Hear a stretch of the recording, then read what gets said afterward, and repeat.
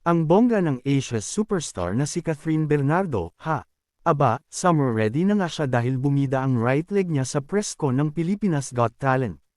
Sa blue outfit kasi ni Catherine, may drama, nakita ang right leg niya. Sexy-sexyhan si Catherine sa kanyang kasuotan at napansin nga iyon ng press. Nanggabog nga ang right leg ni Catherine sa press con. Ang bongga ng Asia's superstar na si Catherine Bernardo, ha? Aba, summer ready na nga siya dahil bumida ang right leg niya sa press con ng Pilipinas Got Talent. Sa blue outfit kasi ni Catherine, may drama, nakita ang right leg niya. Sexy-sexyhan si Catherine sa kanyang kasuotan at napansin nga iyon ng press. Nanggabog nga ang right leg ni Catherine sa press con ng PIT.